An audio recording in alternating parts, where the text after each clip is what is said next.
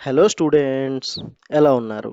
నేను మీ Hindi Guru Naresh Kumar and welcome back to our channel Hindi Guru NK. ఈరోజు ఈ వీడియోలో state syllabus for Telangana and Andhra Pradesh 7th class second language Hindi Bal Bagicha దో బుక్ నుండి పార్ట్ 2 సచ్చా దోస్త్ ఎక్సర్సైజ్ పార్ట్ అయితే చెప్పుకోబోతున్నాము. ప్రీవియస్ వీడియోలో మనం దీని రీడింగ్ అండ్ ఎక్స్ప్లెనేషన్ అనేది కూడా చెప్పుకోవడం జరిగింది. సో ఎవరైనా అది మిస్ అయిపోయి ఉంటే అది చూసి ఇది చూస్తే మీకు లెసన్ అనేది చాలా బాగా అర్థమవుతుంది. సో లెసన్లోకి వెళ్ళే ముందు మీకు ఒక చిన్న ఇన్స్ట్రక్షన్ ఏంటి అంటే, ఈ ఎక్సర్సైజ్ పార్ట్ నేను చెప్పేటప్పుడు మీరు మీ టెక్స్ట్ బుక్ అండ్ అలానే రైటింగ్ మెటీరియల్ దగ్గర పెట్టుకుంటే మీరు అప్పటికప్పుడే రాసుకోవడానికి ఈజీగా ఉంటుంది. So let's get in to the exercise part. सुनो बोलो. అమర్ और पेड़ की दोस्ती के बारे में बताइए. అమర్ మరియు చెట్టు యొక్క ఫ్రెండ్షిప్ గురించి చెప్పండి. అమర్ और पेड़ दोनों दोस्त थे. వారిద్దరూ కూడా మంచి మిత్రులు. वे आपस में बहुत प्यार से रहते थे. వారిద్దరూ కూడా ఎంతో ప్రేమగా ఎంతో ఆప్యాయంగా ఉండేవారు. రోజ్ అమర్ పేడ్ కే పాస్ జాతా థా. ప్రతిరోజు కూడా అమర్ అనే అబ్బాయి చెట్టు దగ్గరికి వెళ్ళేవాడు. ఉస్కే ఫల్ ఖాతా థా. దాని పండ్లనేవి తినేవాడు. ఉస్కే ఫూల్ ఇకట్టా కర్కే మాలా బనాతా థా. దాని యొక్క పువ్వుల్ని పోగుపెట్టి దండ అనేది తయారు చేసి చెట్టుకి అలంకరించేవాడు. కభీ అమర్ పేడ్ కే తనే పర్ చढ़ता था. అప్పుడప్పుడు చెట్టు పైకి కూడా ఎక్కేవాడు. తో ఉస్కే శాఖాओं से झूलता था. అప్పుడు దాని కొమ్మలు పట్టుకుని ఉయ్యాలు కూడా ఊగేవాడు. దోనో ఆపస్ మే ఆంఖ్ మిచోని ఖేల్తే थे. ఇద్దరు కూడా కళ్ళగంతలాట అంటే hide and seek ఆడుకునేవారు. Amar jab thug జాతా తో పేడ్ కి ఛావ్ మే సో జాతా థా. ఎప్పుడైతే అమర్ బాగా ఆడుకుని అలసిపోయేవాడో ఆ చెట్టు నీడలోనే కాస్త విశ్రాంతి పొందేవాడు. ఇస్ తరహ దోనో బహుత్ ఖుష్ థే. ఆ విధంగా వాళ్ళిద్దరూ కూడా చాలా సంతోషంగా అయితే ఉన్నారు. Next question. పేడ్ హమారా సచ్చా దోస్త్ హే కైసే. చెట్లే మనకి నిజమైన మిత్రులు ఎలాగా? పేడ్ మానవ కా సచ్చా దోస్త్ హే. చెట్లు మనిషికి చాలా బెస్ట్ ఫ్రెండ్స్. పేడ్ హమారీ బలాయి కర్నే సదా తయార్ రహతా హే. చెట్లు మనకి అంటే మానవ జాతికి మేలు చేయడానికి ఎప్పుడూ కూడా తయారుగా ఉంటాయి. పేడ్ సే హీ హమే ప్రాణవాయు మిల్తా హే. చెట్ల నుండే మనకి ఆక్సిజన్ అనేది లభిస్తుంది. ఇసీ సే హమ్ సాస్ లేతే హే. దాని వలనే మనం ఊపిరి తీసుకోవడం అనేది సాధ్యపడుతుంది. పేడ్ హమే ఫల్ ఫూల్ దేతా హే. చెట్లు మనకి పండ్లు పువ్వులు ఛాయా దేతా హే. నీడని హవా భీ దేతా హే. అలానే గాలిని కూడా ఇస్తున్నాయి. पेड़ के ही कारण వాతావరణ మే సంతులన్ బనా రహతా హే. చెట్లు వలనే వాతావరణం అంటే వెదర్లో బ్యాలెన్స్ అనేది మెయింటైన్ అయి ఉంటుంది. పర్యావరణ కి రక్ష మే పేడ్ కా యోగదాన్ అధిక్ హే. ఎన్వైర్న్మెంట్ ని బ్యాలెన్స్డ్ గా ఉంచడానికి చెట్లు చాలా తోడ్పడతాయి. एक बात में कहना है तो పేడ్ అప్నా సబ్ కుచ్ హమారీ భలాయి మే అర్పిత్ కర్తా హే. ఒక్క మాటలో చెప్పాలంటే చెట్టు తన సర్వస్వం అంటే ఆకులు పువ్వులు కొమ్మలు పండ్లు అన్నీ కూడా మనిషికి ఉపయోగపడతాయి. హమారే సుఖ్ దుఃఖ్ మే పేడ్ సాత్ రహతా హే. మనకి సుఖం వచ్చినా దుఃఖం వచ్చినా చెట్లు ఎప్పుడు మనల్ని విడిచిపెట్టి పోవు. అవి మనతోనే ఉంటాయి. నెక్స్ట్ पढ़ो. पढ़ो సెక్షన్ లో నీచే దియే గయే వాక్యం కో ఉచిత్ క్రమ్ మే బతాయియే. సో ఇవి అటు ఇటు షఫల్ చేసున్నాయి. సో వీటిని సరైన సీక్వెల్లో రాసి ఆ నంబర్స్ ఇక్కడ వేయాలి. లైక్ ఉస్కా ఏక్ దోస్త్ థా. ఇది ఫస్ట్ పాయింట్. సెకండ్ వచ్చేసి ఏంటి? మేరీ శాఖాయే ఖాటో నావ్ బనాలో. నా కొమ్మల్ని నరుక్కుని పడవ తయారు చేసుకో. ఇది సెకండ్ పాయింట్. థర్డ్ వచ్చేసి అమర్ కా ఘర్ టూట్ గయా. అమర్ యొక్క ఇల్లు కూలిపోయింది. ఇది థర్డ్. ఇస్ తరహ పేడ్ నే సచ్చి దోస్తి నిభాయి. ఇది ఫోర్త్. సబ్ కుచ్ దాన్ కర్ దియా. ఇది ఫిఫ్త్. సో ఇక్కడే మీరు నంబర్స్ వేసేసుకోండి. దీనికి సెపరేట్గా రైటింగ్ ఏమీ అవసరం లేదు. నెక్స్ట్ లిఖో. పేడ్ సే హమే క్యా క్యా లాభ్ హే. చెట్లు వలన మనకి ఏమేమి ప్రయోజనాలు ఉంటాయి? దీని ఆన్సర్ పేడ్ పరోపకారి హే. చెట్లు ఎప్పుడూ కూడా పరోపకారం అంటే ఇతరులకి ఉపయోగపడే విధంగానే ఉంటాయి. పేడ్ సే హమే కई లాభ్ హై. చెట్లు వలన మనకి ఎన్నో ప్రయోజనాలు ఉన్నాయి. పేడ్ మానవ కా మిత్ర హై. చెట్లు మనిషి జాతికి ఫ్రెండ్స్ లాంటివి. సదా మానవకి సేవ కర్తా హై. ఎల్లప్పుడూ కూడా మనిషికి తన సర్వీసెస్ తన సేవలను అనేది అందిస్తూ ఉంటుంది. పేడ్ హమే మీఠే ఫల్ దేకర్ భూక్ మిటాతా హై. చెట్లు మనకి తీయ తీయని పళ్ళునిచ్చి మన ఆకలిని తీరుస్తాయి. उसकी शीतल छाया में మానవ్ और పశు పక్షి भी ఆరాం కర్తే హై. దాని చల్లటి నీడలో మనుషులే కాదు అలానే పశుపక్షులు కూడా సేద తీరతాయి, రెస్ట్ తీసుకుంటాయి. పేడ్ say he గర్మీ door Holi high. చెట్లు వలనే వేసవికాలంలో ఆ వేడి అనేది తగ్గుతుంది. పర్యావరణ మే సంతులన్ బనా రహతా హై. ఎన్వైర్న్మెంట్లో ఒక బ్యాలెన్స్ అనేది ఫామ్ అయి ఉంటుంది. पेड़ से ही ప్రాణిयों के लिए आवश्यक ప్రాణవాయు మిల్తా హై. చెట్ల నుండే మనిషికి అవసరమైన ఆక్సిజన్ అనేది మనకి లభిస్తుంది. पेड़ की लकड़ी से అనేక ఉపయోగి చీజే బంతీ హై. చెట్లు యొక్క కర్రలతో అంటే ఆ వుడ్తో మనిషికి అవసరం పడే చాలా వస్తువులు తయారవుతాయి. లైక్ టేబుల్స్, విండోస్, డోర్స్ ఇంకా చాలా చాలా. पेड़ की जड़ी बूटियों से दवाइयाँ तैयार की जाती हैं. చెట్లు యొక్క వేర్లు, మూలికలు వాటితో రకరకాల మెడిసిన్స్ కూడా తయారవుతాయి. ఇస్ తరహ పేడ్ సే కई లాభ్ హై. ఆ విధంగా చెట్ల నుండి చాలానే లాభాలు అనేవి ఉన్నాయి. సో నెక్స్ట్ शब्द भंडार.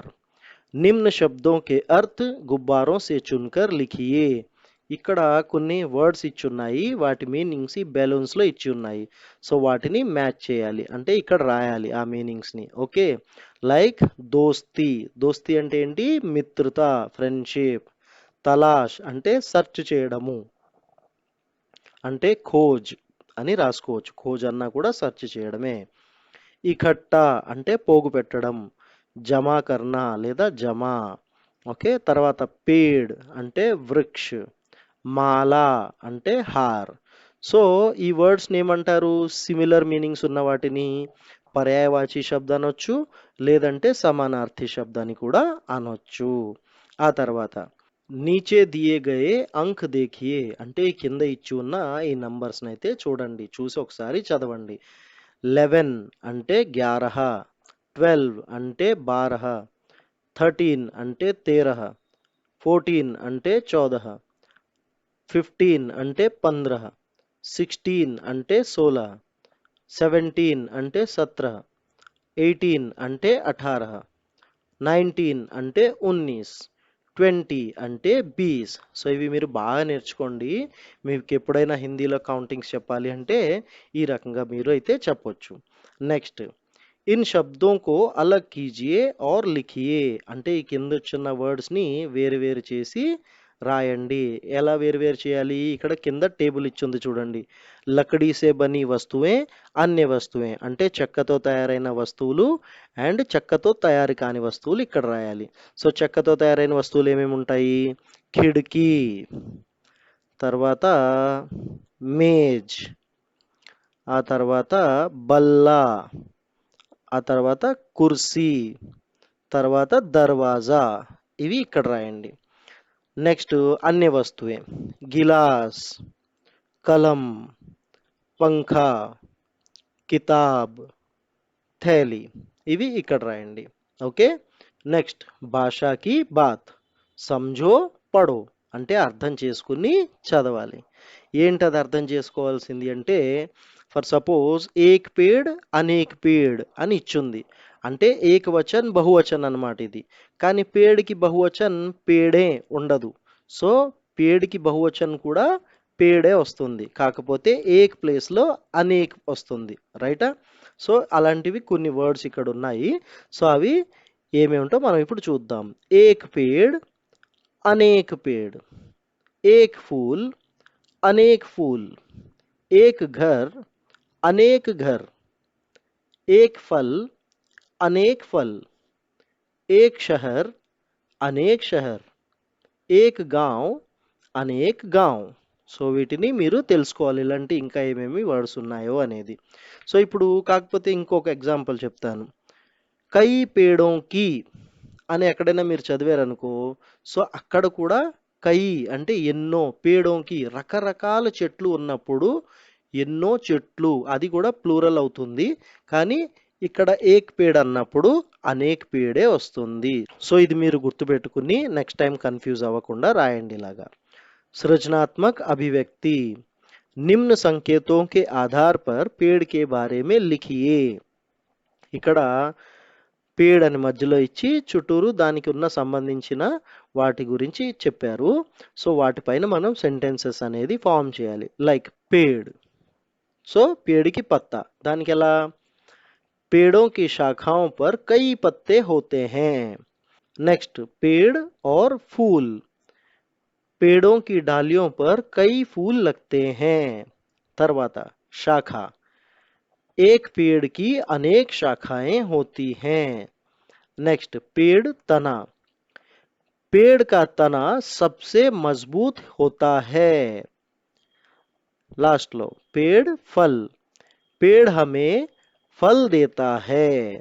ఓకే, సో ఇక్కడికి మీ ఎక్సర్సైజ్ కంప్లీట్. తర్వాత ఏముంది ఇక్కడ, क्या मैं ये कर सकता हूँ सकती हूँ, నేను ఇవి చేయగలనా లేదా. मैं पाठ के बारे में बातचीत कर सकता हूँ सकती हूँ అంటే ఇప్పుడు ఈ లెసన్ గురించి మీ క్లాస్లో అంటే 2 గ్రూప్స్గా డివైడ్ చేసి ఏమన్నా చెప్పమంటే మీరు చెప్పగలరా లేదా. ఆఫ్ కోర్స్ చెప్పగలరు, ఎందుకంటే ఐ హోప్ సో మీకు ఈ లెసన్ చాలా బాగా అర్థమయ్యే ఉంటుంది.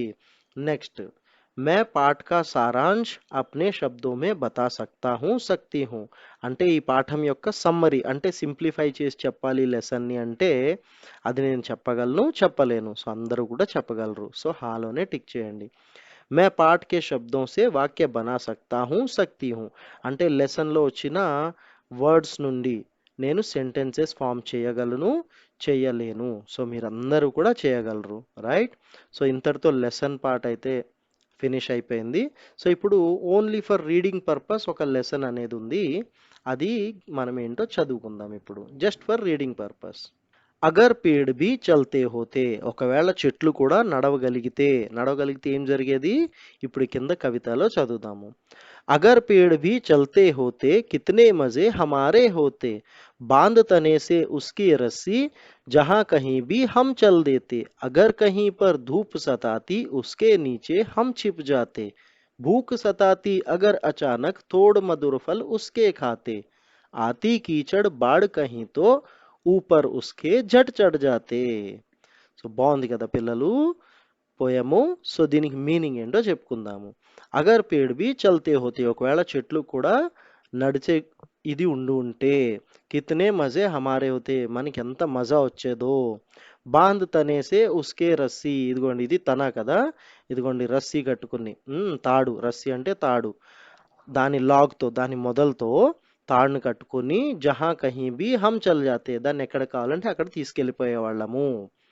అగర్ కహీ పర్ ధూప్ సతాతి, ఎక్కడైనా గట్టిగా ఎండ పడుతుంది అంటే ఉస్కే నీచే హమ్ చిప్ జాతే, దాని కింద మనం దాక్కుండిపోయే వాళ్ళము, ఎందుకంటే దాని కింద నీడ ఉంటుంది కాబట్టి. భూక్ సతాతి అగర్ అచానక్, ఆల్ ఆఫ్ సడన్ అంటే హఠాత్తుగా మనకి ఆకలి అనేది వేస్తే, తోడు మధుర్ ఫల్ ఉస్కే ఖాతే, దాని తీయని పళ్ళు అనేవి కోసుకుని తినేవాళ్ళము. ఆతి కీచడ్ బాడ్ కహీతో అంటే ఎప్పుడైనా వర్షాకాలంలో లేకపోతే ఎప్పుడైనా వరదలు కానీ అటువంటివి వచ్చినప్పుడు బురదగా ఉంటుంది కదా, అప్పుడు ఊపర్ ఉస్కే झट चढ़ जाते, మేము దాని కొమ్మలపైకి ఎక్కేయచ్చు హాయిగా. సో బాగుంది కదా స్టూడెంట్స్. సో ఇంతటితో మీ సెకండ్ లెసన్ సచ్చా దోస్త్ అనేది కంప్లీటెడ్. సో వీడియో నచ్చినట్టయితే తప్పకుండా లైక్ చేయండి, షేర్ చేయండి, అండ్ అలానే హిందీ గురు ఎన్కే ఛానల్ని సబ్స్క్రైబ్ చేసుకుని మీకు డౌట్స్ ఏమన్నా ఉంటే కింద కామెంట్ సెక్షన్లో కామెంట్స్లో కూడా తెలపండి. సో నెక్స్ట్ వీడియోలో మళ్ళీ కలుసుకుందాం. అప్పటి వరకు take care, bye bye students.